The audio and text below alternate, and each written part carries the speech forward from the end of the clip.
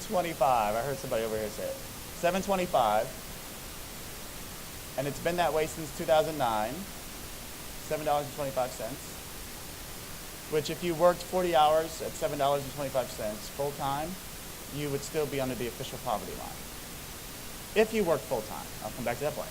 So $15 an hour this campaign started 3 or 4 years ago. By the way, when those first fast food strikers, actually in New York City, went out on strike, people called them crazy. Thought they were foolish, they were greedy, they were dreamers. And here we are, the governors of 2 of the largest states in the country, New York and California, have essentially signed legislation increasing the minimum wage in those states, $15. So this shows you just the ratio of workers by demographics who make less than $15 an hour in this country.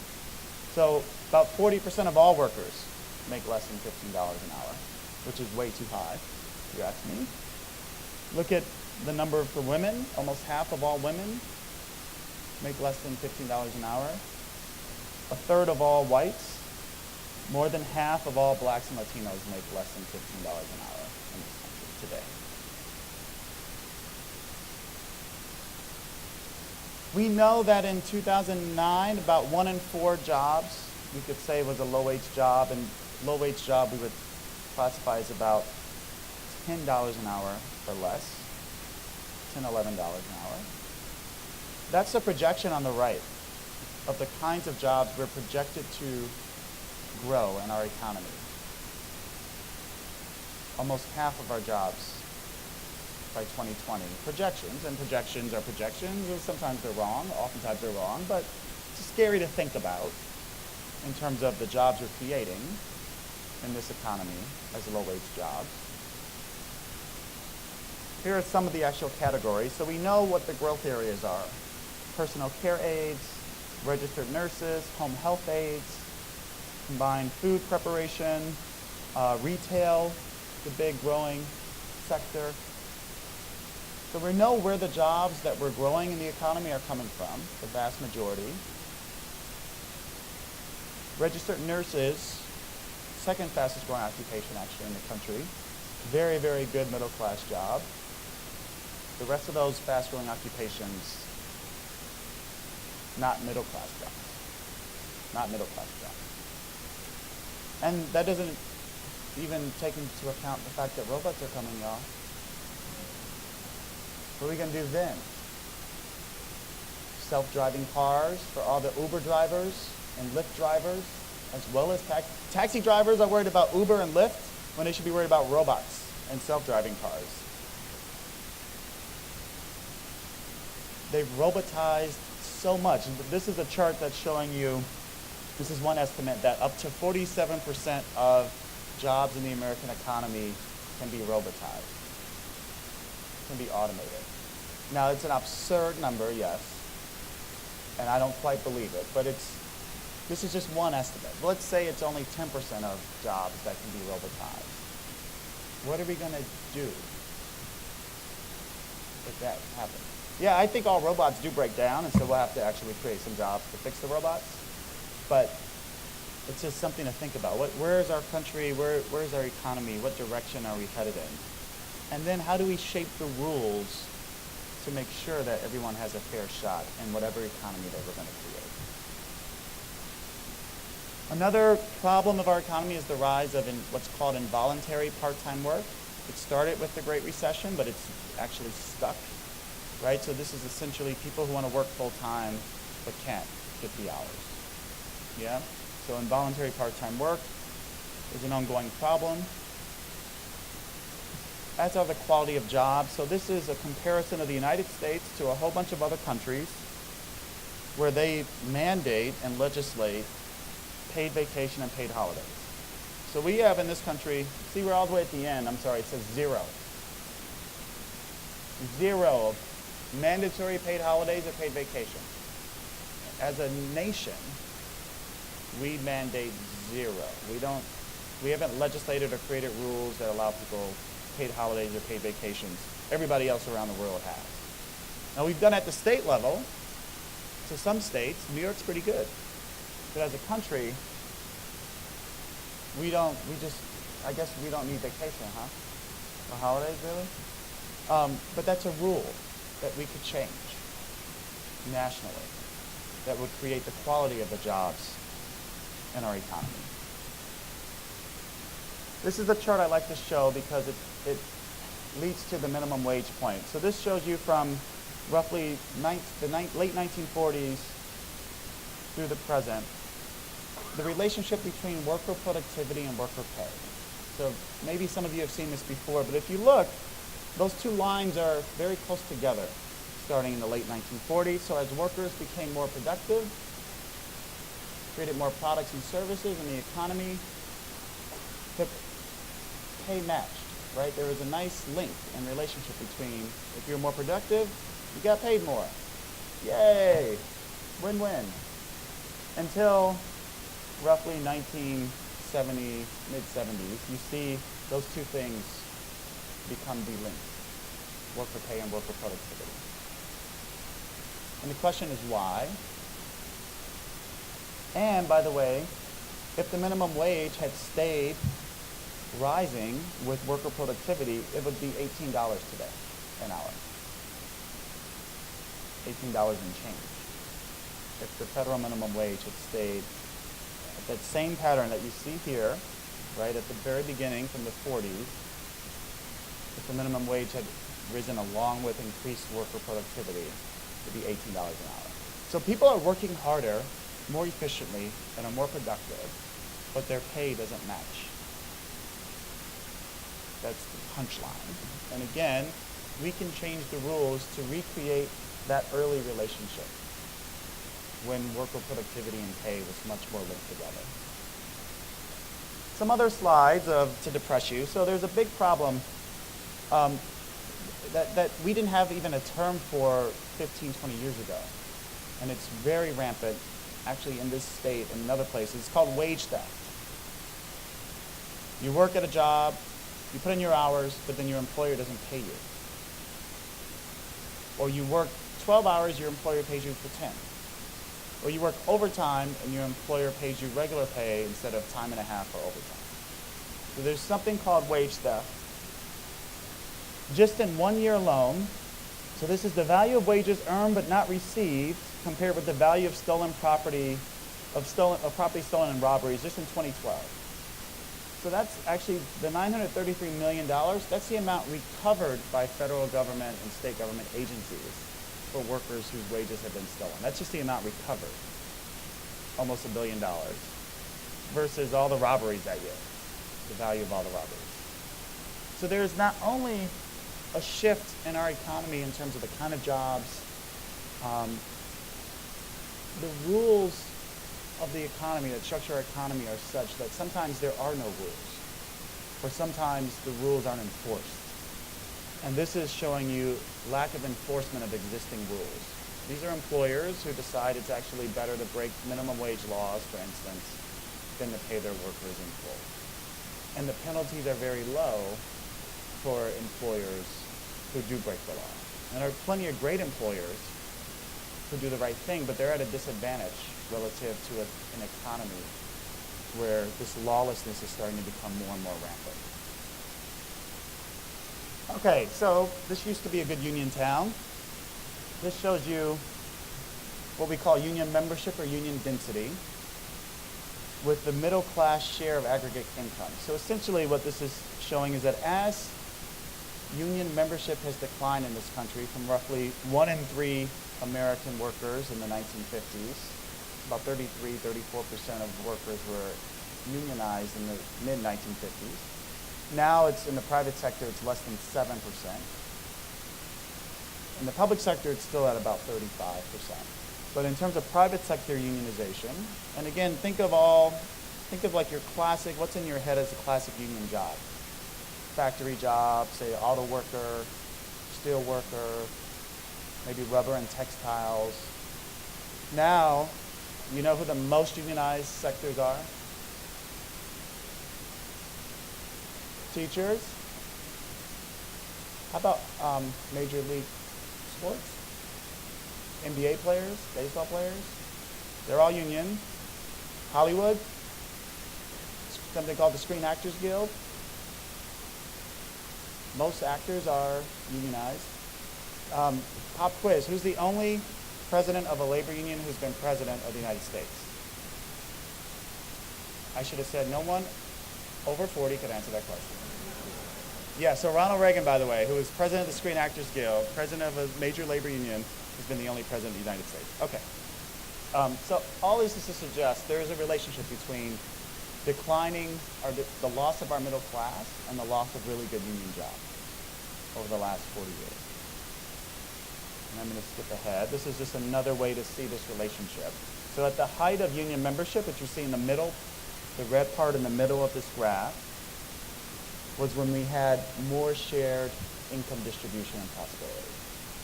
As more and more working class and middle class workers were sharing in the income and the wealth they were creating. As union membership declined, the top 10 and especially the top 1% collecting more of that income. So there is a relationship between collective voice among workers and the amount the very rich and very top take home. Union membership is also correlated with economic mobility. So I showed you those charts earlier about, right, 1 out of 3 white kids who are born poor stay poor, 2 out of 3 black kids who are born poor stay poor. This is some similar data that's showing you these are all the things that matter for if you're born low income, what's the likelihood you will stay low income or poor? So we know segregation plays a role in whether you're going to stay poor if you're born poor. So what we call social capital, right? What are the relationships you have in your community? Dropout rates. Union membership also makes a difference. So the higher union membership rate, the more mobile people are. Actually, the more mobile poor kids are. Similar to inequality, single motherhood, these are all determinants on whether if you're born poor, you stay poor. Okay, so I wanted to get to this because I mentioned that social norms thing earlier.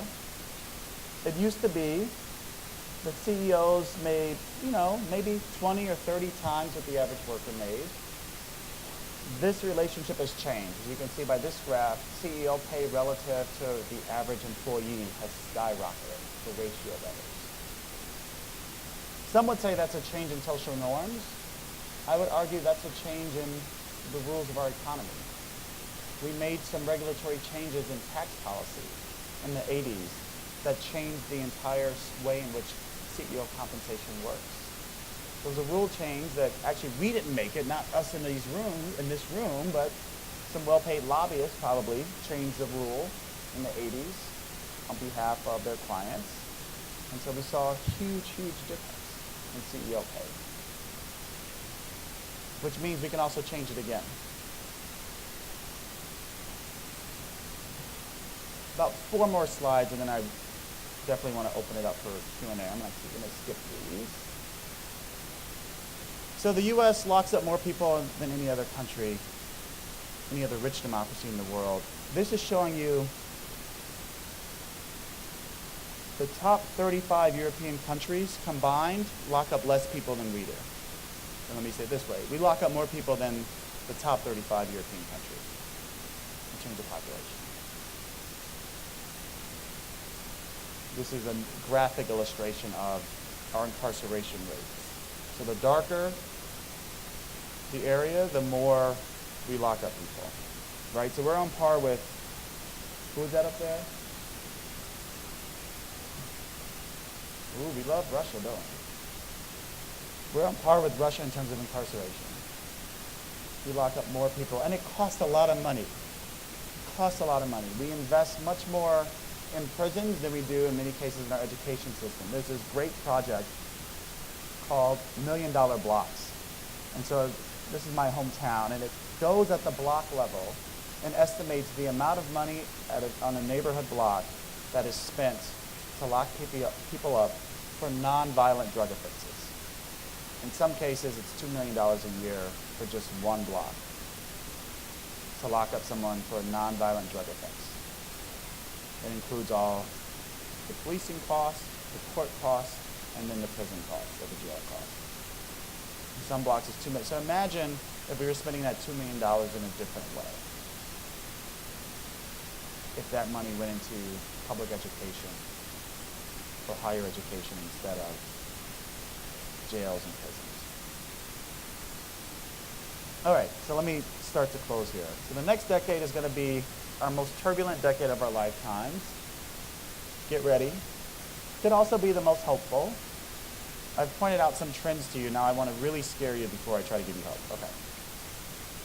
So we've been talking about inequality. Anybody know who this guy is? This is like a very nerdy. Oh, close. Elon Musk. He's a French guy. His name is Thomas Piketty. And he had a best-selling book a couple years ago that's like 800 pages. But it's called Capital in the 21st Century, and it's all about inequality. And in fact, he is sort of you might think of him as the intellectual architect for what became known as the Occupy Wall Street movement, or the call of the 1% versus the 99% a couple of years ago. It's his data that shows us. In fact, I've been using his data earlier in this presentation. So we know that these trends of the top 1% taking more national income, less shared prosperity, it's based on his research. That's the Google search. It's a measure of the Google searches for him before his book came out and then after his book came out. So people are talking much more about inequality, about some of the charts I showed you. We know there are major demographic changes coming. There's called a billion shades of gray. There's the silver tsunami, the aging of the baby boomers that's coming, as well as diversifying. That last image, that's meant to convey digital natives, which are most of you in this room, probably. You were born and grew up in a digital world. Who had a rotary phone? Well, some of you. Oh, all right, I'm impressed. A few of you. Who has no idea what I'm even talking about? Okay. So lots of demographic changes. A huge part of our population is aging. We're going to have to figure out how do we create a new kind of care infrastructure to take care of, in my case, my parents, in your case, your parents and grandparents. We have demographic change in terms of race and ethnicity, right? White Americans will be a minority of Americans. The estimates keep shifting, but say by 2040, 2042, and people of color will be a majority. So there's demographic change, and that's kind of scary for lots of people. And then, of course, most of you who are millennials, those of us that are not, we don't even know what to do with you. We don't know how to Snapchat or any of the other stuff you do with your phones. But we have lots of demographic changes coming. So we have to be thinking about how does this matter for our economy? How do we think about rewriting some of the rules of our economy to take into account these changes? Of course, technology. I mentioned the robots that really try to scare you. And then we know all too well, actually, here in New York, especially in lieu of Hurricane Sandy a couple years ago, climate change, which is going to continue to affect our economy and opportunity, particularly in poor communities and communities of color. The climate change destroys those communities in a much harsher way. They're less protected and much more vulnerable.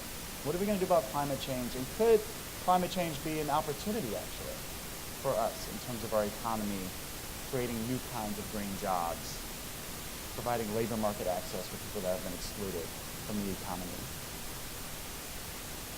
And then there's lots going on in the global economy. So people aren't simply, in the US, it was Occupy Wall Street a couple years ago. Now we're hearing populist tones from, frankly, both Donald Trump and Bernie Sanders. There's a lot of discontent in this country, but it's not just here, it's everywhere. People are saying something is wrong with our economies. We're not sharing the prosperity and the wealth that's being created with the general population. It's not just the U.S., but there's something happening in the global economy where people are saying we can write the rules a different way. We can write the rules a different way. The future of work, the world of IBM or of General Motors, of at least my parents' generation, that world really doesn't exist anymore. Where you get a job at a factory or a company and you plan to work there for 20, 30, 40 years, and you retire with a pension and benefits. You get health care through your employer. That world, for most of you in this room, no longer exists. What people talk about now is the gig economy, or the 1099 economy, or the on-demand economy. It's the Uber economy. It's this app called TaskRabbit, where you do gigs, right? You don't have a full-time job with a career ladder. You have part-time gigs.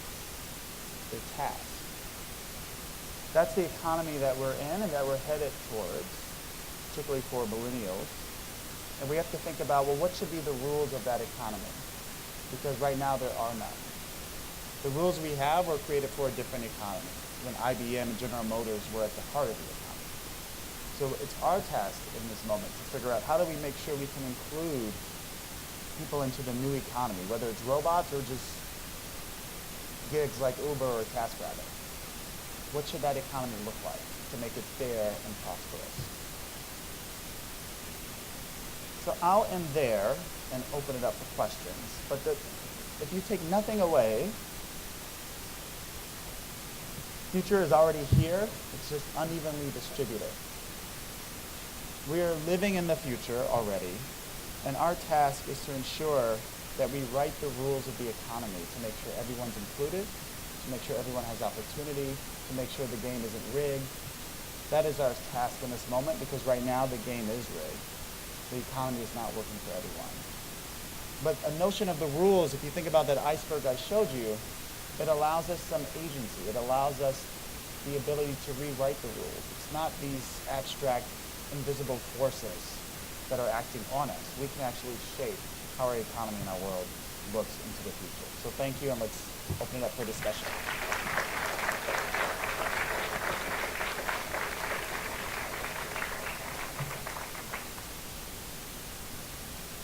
Questions, comments, disagreements? Yes, sir.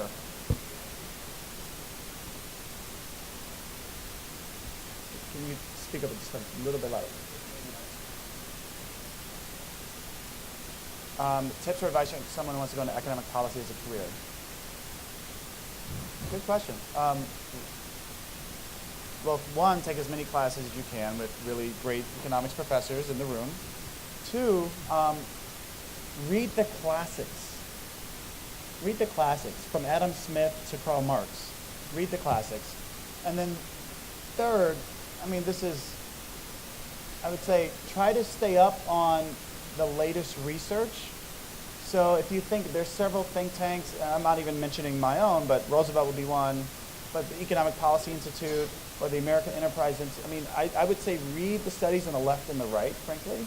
Get a sense of what are the debates happening in terms of economic policy, and then have a take on what those debates are. Like if it's a debate over economic mobility, they're conflicting, there's some, different outlets will release different reports. You want to read and decide for yourself which ones you find most convincing.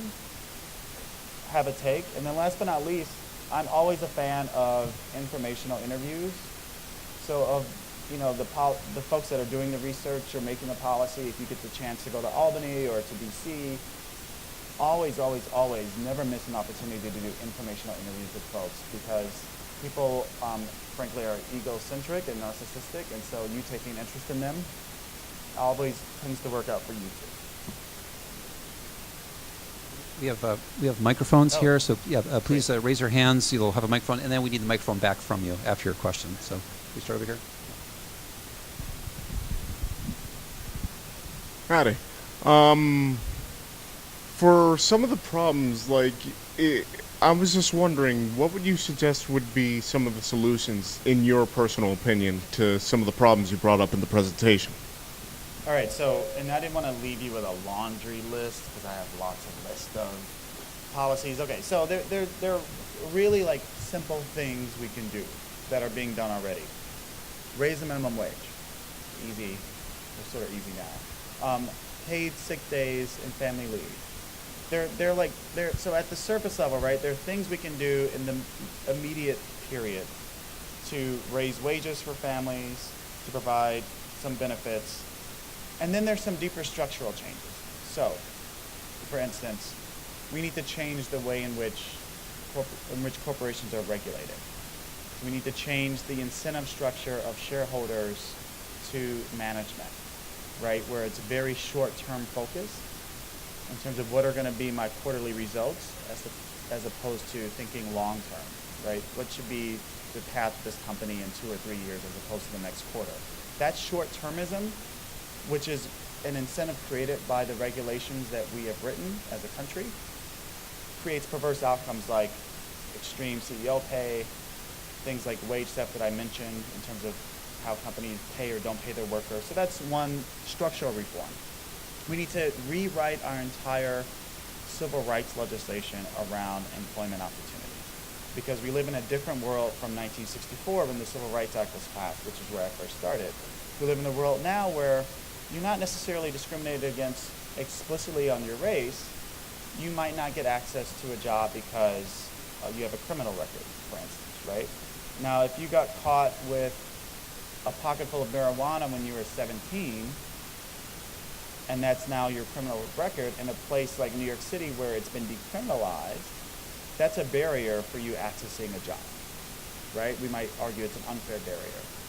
Or we actually have studies that show if you send employers resumes with ethnic-sounding names versus white-sounding names, we know who gets a callback and who doesn't. Our current civil rights law doesn't really, either in terms of criminal records or credit checks or even your name, our current civil rights laws don't reach as far to solve those problems as we might wish. So we need to rewrite and update our civil rights laws in terms of racial discrimination, because we live in a very different world where discrimination is more subtle today and our law is very blunt. Last but not least, I have a whole range of political reforms that I would strongly advocate. I'll throw one more economic reform out there. That'll be controversial. If we're heading to a world where there are going to be robots, I don't believe, again, that number of 47%, but maybe it's 10, 20. I think we should have a discussion about something called a universal basic income. The idea is that every person in the country is guaranteed an income. Maybe it's $15,000 a year, maybe it's $20,000 a year, but that's the baseline. Everybody gets it. And then, obviously, there still be an incentive to work because people would be able to find jobs that maybe they wanted to do instead of feeling like they had to do, number one. Number two, in the world of robots, if there is an increase in unemployment, who will be buying goods and services? So actually the universal basic income idea solves that consumption problem, because it ensures that, at least for companies, they have still a market for their goods and services, right? Even though we could actually end absolute poverty with the universal basic income idea. That's the more controversial one. Last but not least, political reforms. I think figuring out ways to get people much more engaged in the political process leads to, I think, reforms that can reshape the economy in a more fair and prosperous direction. Here's what I mean. We know that the people who turn out to vote tend to be wealthier than everybody else. We know that even once election day is over, the real action actually doesn't happen on election day. It happens the day after when lobbyists descend on Washington or in Albany, right? That's how politics works. What are the political reforms we could imagine that empower ordinary people and takes power away from the very, very wealthiest who can buy a lobbyist? One of those reforms, to give you an example, would be something that Americans would say, oh no, mandatory voting. Mandatory voting. It'd be, I don't know, like having to pay taxes, which is kind of mandatory last time I checked. Or if you're registered to vote, jury duty is mandatory. Several countries, people usually talk about Australia, which has mandatory voting. What mandatory voting means is you have to show up on election day to the polls. And it will be a holiday, by the way. You have to show up to election day. Doesn't mean you have to vote. You just have to show up. So you could choose not to vote. You at least have to show up to the polls. If you don't, you get fined. It'd be like a $150 fine, like a parking ticket, right? Or a speeding ticket, rather. That's the idea. The consequence of that, of mandatory voting, would be the people who don't turn out to vote, who tend to be poor and working class people. They have very different preferences and opinions about politics than people even in the middle class and definitely rich people. So if mandatory voting actually gets the vast majority of Americans to the polls, it has policy implications. Most people who don't vote actually are in favor of a $15 minimum wage. It's the people who vote that actually are not, to be sure. So it has policy ramifications that provocative but very political reform, right? It's an election reform, would have a range of implications for solving some of these problems. It's a long-winded answer, I hope. Hi. Earlier you had mentioned that the U.S. compared to other countries had was like drastic in income inequality, but how severe is it? Because what the poverty rate can be here can mean something way different in another country. And I think that that at times causes a lot of us to be like, yeah, we might have high incarceration rates, but at least we're not like Russia where like the poverty is high or something. Like, you know what I mean? Mm-hmm. So that's a great question because we always have to qualify these things. So among rich, wealthy democracies, right? I wouldn't say every country in the world because there are authoritarian dictatorships. There are lots and lots and lots of really, really poor countries. If you think of, for instance, what's happening in South Africa decades after the end of apartheid, still suffering greatly. So not comparing to every country in the world, but to other rich democracies. Countries that have a very, very high standard of living. These are mostly Western European countries, as well as full voting rights for most people. We're still fighting that fight a little bit in the U.S. today. But compared to our peers, we are the most unequal country by almost every measure, whether it's income inequality, whether it's the homicide rate or infant mortality rate. Pick your measure, we do worse than everybody. Education rates, almost everything. When compared to other rich democracies, we are at the bottom. And the question is why? And why do we accept that, by the way? Why do we accept being last, so to speak? It's actually part of, I feel like, I'm channeling Donald Trump all of a sudden. But in some ways, like we are losing the fight around what makes a good society. We're losing that fight in terms of human well-being and potential. We have the resources and capabilities. We are still the richest, most powerful country in the history of the world. There's no reason why we can't solve things like poverty or infant mortality or trust in society. Why can't we solve those things? And why are we content to actually be so low relative to our peers? So I like to frame it that way because it's both an indictment on us collectively, but also I hope to be able to spur some imagination. There is no reason why we can't solve the most significant social problems in the world. And by the way, in terms of climate change, if we don't solve that one, we won't have a world two, right? We won't have a world left to try to solve problems. But we can do it. There's no reason why we can't. We just haven't created the collective will to do so just yet. And that's the challenge ahead as well.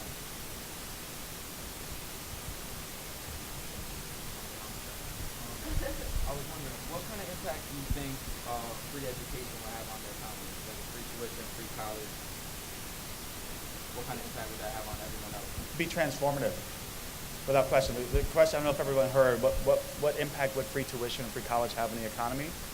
It'd be transformative. By the way, that middle part of the 20th century, when we were much more equal, we actually had what was close to free college tuition. And actually in New York, the city college system of New York actually had free tuition for much of the 20th century. But if we went back to a system in many ways of free tuition, you wouldn't be weighed down with debt, and it would actually create more economic growth because you would actually have more money to spend in your pocket to buy goods and services and not be constrained by so much debt.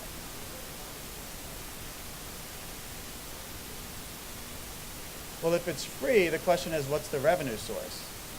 So if it's free, the revenue source would be probably through taxes of some kind. And so the question is, well, can we create new revenue sources, new taxes that isn't zero sum, right? Where it's not someone taking money from somebody else to pay. If we think about free college tuition as an investment, not as a zero-sum game, I think we could come out with a win-win. So for instance, a lot of people have talked about financial transactions tax on Wall Street, right? So we're basically taxing computerized trades. That doesn't cost you or me anything, right? We're not the ones being taxed. But you could stand to benefit if it allowed free college tuition for you. So it actually would put more money in your pocket. It wouldn't come out of somebody else's pocket for something that creates no value in the economy in terms of computerized trading. So there are solutions, and people have been very imaginative around this. We know one thing: the way the system's structured now, it's not working. We know that. That's clear. You are the most indebted generation ever in American history as students. Why? Why you? Are y'all special that you should be indebted more than anybody else? Why is that the legacy that actually our parents left that to you and us? Like what's that about? So there are lots of solutions out there in terms of free tuition. I actually think, and there's some economic studies that show it would actually be a boon to the economy. About the decline of labor unions. Sorry about that. Oh, thank you. About the decline of Bright labor lights. unions, would you consider the blame to be squarely on the Taft-Hartley Act? Good question. So for those of you that don't know, Taft-Hartley was a piece of legislation in 1947 that passed Congress after what was called a post-war strike wave, where lots of workers after World War II went on strike. There's lots of unrest in America at the time. And so lots of folks thought that unions had become too powerful, and Taft-Hartley was passed, which curbed a lot of the power of unions and actually led to what we now know as right-to-work laws in many parts of the American South. There have been some studies. My former colleague, Ira Katz-Nelson at Columbia University, has written a lot around this that shows Taft-Hartley was, in many ways, the single most important piece of legislation that curtailed union power for the rest of the 20th century. So that argument is out there. There are a lot of other reasons, though, for the loss of unionization. There is globalization, trade policy. Unions themselves didn't organize in new and emerging industries like the service sector as fast as they should have. So there are lots of other reasons. But yes, if you want to put a lot of weight on one thing, Taft-Hartley certainly would be one of the big causes for the decline of private sector unionism. It's not lost on me, by the way, just speaking of unions. Just on Monday this week was, I believe, the 48th anniversary of the assassination of Dr. Martin Luther King Jr. in Memphis, Tennessee, where he was bringing attention to the very questions that I'm trying to raise around poor people. He had started a poor people's campaign, and he was in Memphis to support striking sanitation workers who were working under very dangerous conditions. 2 of their co-workers had just been killed a few weeks before they went out on strike by the dangerous equipment. The pay was lousy, poverty level wages, really dirty, dangerous work. And so he was there to try to support that effort at unionization, because he understood there was a link between the civil rights movement and racial justice on the one hand, and the workers' movement and economic justice on the other. We have the last question here. This is Anthony. So you had mentioned before about the high incarceration rates in the United States, and how if $2 million, even if, could go to the education system, how would you recommend reforming that? Ooh, well, that's a huge question. There are lots of campaigns that are emerging that are called Divest to Invest. And so in lots of communities around the country, we're hearing this more. And the argument is precisely around the data I showed you of divesting from the enormous cost that we spend to incarcerate people, and particularly for nonviolent drug-related crimes, particularly. And the idea is, can we take that money out, of locking those people up? Can we save that money and reinvest it in mental health services, social services, public education? The quick answer to your question is California is already doing this. There was something called, I think, was it Prop 47 that passed a year ago or 2 years ago. And so you should Google this later. But California is actually doing it as a state. They are divesting and releasing nonviolent criminals for mostly drug-related charges. They're releasing them. They're providing services for them to get back on their feet, and they are reinvesting that money in public education. So if California can figure out a way to do it as one of the largest states in the country, we can certainly figure it out in New York and in other places. But that train is actually moving, and it's very exciting. Thank you. Thank you so much for attending this lecture. Dr. Warren will be here for a few minutes. If you have any more questions, you can come to the front and ask him. And thank you so much.